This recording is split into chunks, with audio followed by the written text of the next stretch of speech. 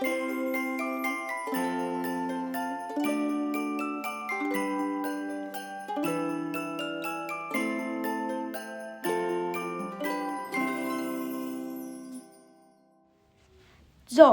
by Julia Donaldson and Axel Severa. Read by me, Ezra McGregor. Madam Dragon ran a school many moons ago. She taught young dragons all the things that dragons need to know. Zog, the biggest dragon, was the keenest one by far. He tried his hardest every day to win a golden star. All the dragons in year 1 were learning how to fly. High, said Madam Dragon, way up in the sky.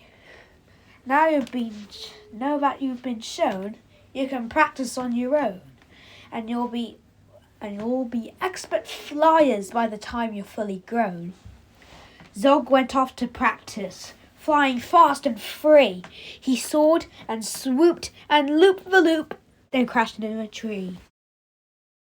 Just then, a little girl came by. "Oh, please don't cry," she said. "Perhaps you'll like a nice sticky plaster for your head." "What a good idea," said Zog, and then up and off he flew, his plaster gleaming pinkly as he zigzagged through the blue. A year went by, and in year 2, the dragons learned to roar. "More," said Madam Dragon, "louder I implore."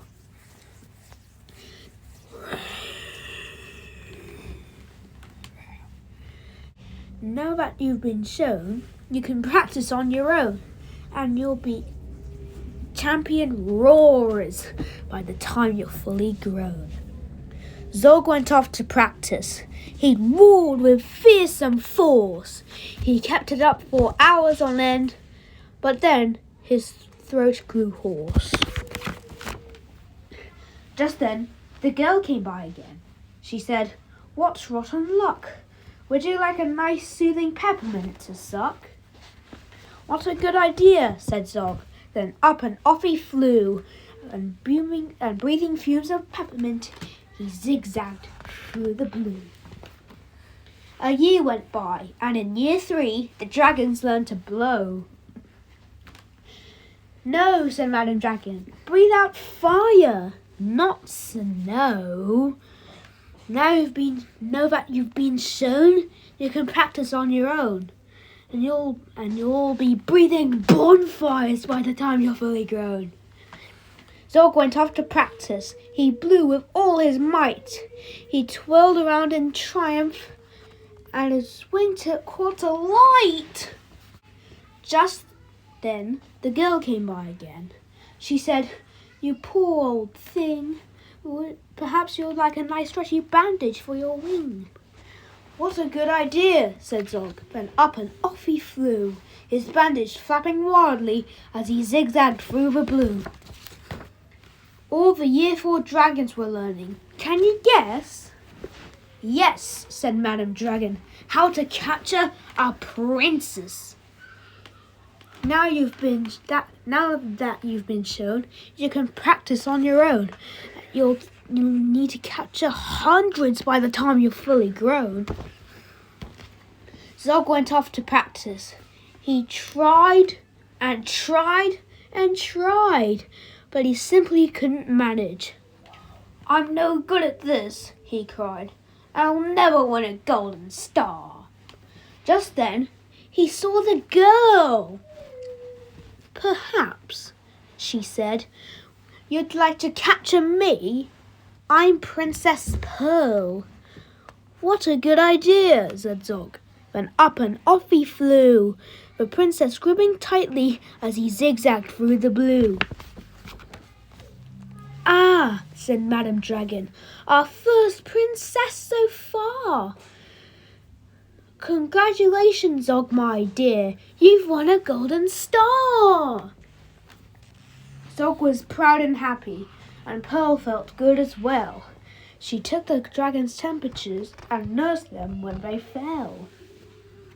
A year went by, and in year 5, the dragons learned to fight.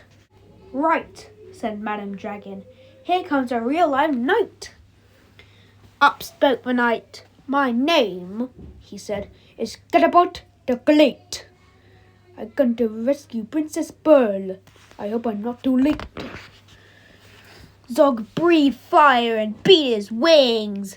Ye can't. She's mine, he roared. Oh no, she's not, yelled Gadabout, and waved his trusty sword. The other dragons crowded round and watched them all agog. Who was going to win the fight, Sir Gadabout or Zog? Then Princess Pearl stepped forward, crying, "Stop, you silly chumps! The world's already far too full of cuts and burns and bumps. Don't rescue me. I won't go back to being a princess and prancing around the palace in a silly frilly dress. I want to be a doctor and travel here and there, listening to people's tests and giving them my care." "Me too," exclaimed the knight, and took his helmet off his head.